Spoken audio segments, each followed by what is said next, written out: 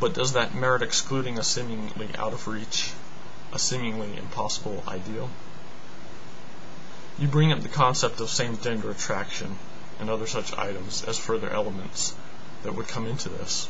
You even cite your own personal preference to simply not pursue the creation of a family at all at the moment or even indefinitely.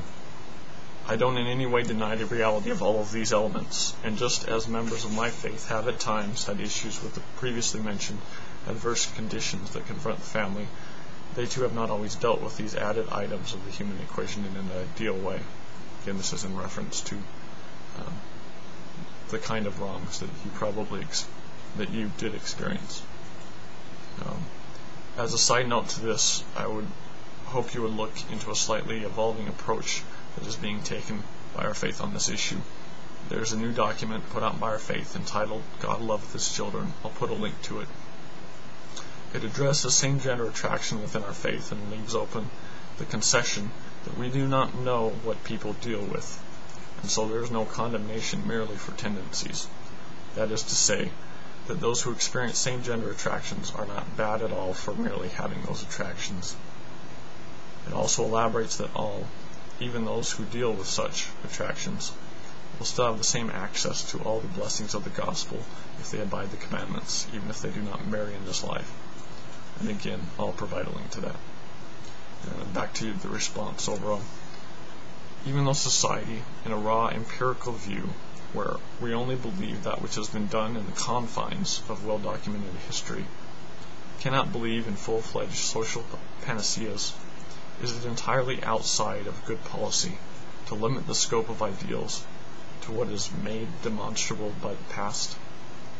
It's a seeming truism that those who don't learn from history are doomed to repeat it.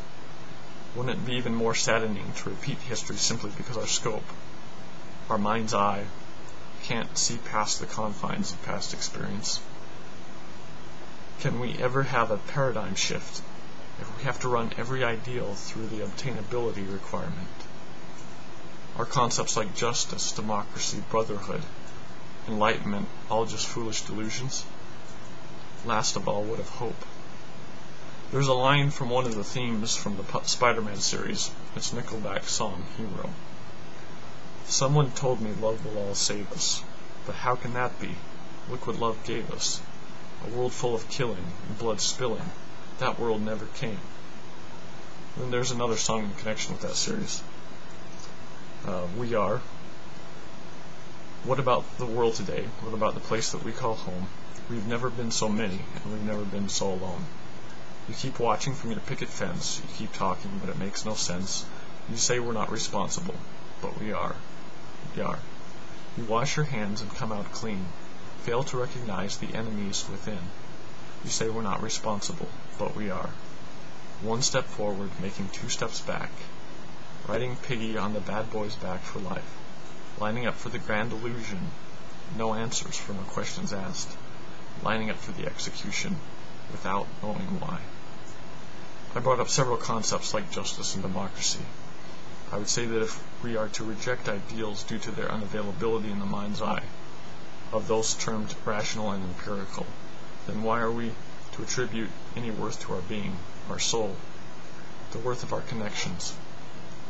If all our connections to each other are nothing beyond mere mechanics, then why shouldn't we buy into isolating culture that our technology is speeding up and facilitating? Why should we even take a vested interest in humanity if, in the end, humans can't demonstrably be shown to be of more worth than anything else that we can interact with? A later verse in that song, We Are, goes, it's all about power, then take control, breaking the rule, breaking the soul. They suck us dry till there's nothing left. What about the world today? What about the place that we call home? We've never been so many, and we've never been so alone. I would ask that why, with all the information technology we have, and the ever-increasing size of the pool of humanity from which we can draw human connections, why is it that we are getting less out of them? Why are we connecting less? Or in the connections we do make, why are they more superficial? Why are we becoming more alone?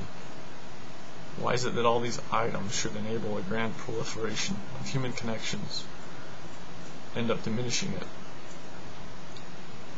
I feel certain you have a good idea as to some of the answers. You're a smart guy. Selfishness seems key to it all. But why is selfishness augmenting? Why is it increasing? Why is it going on unabated, seemingly? Could it be that we've built up the idea of social contracts of convenience? Could it be that we've taken the concept of self-determination to an absurd point of defying nature's bounds? We look at people who have procedures they pass off as sex change operations.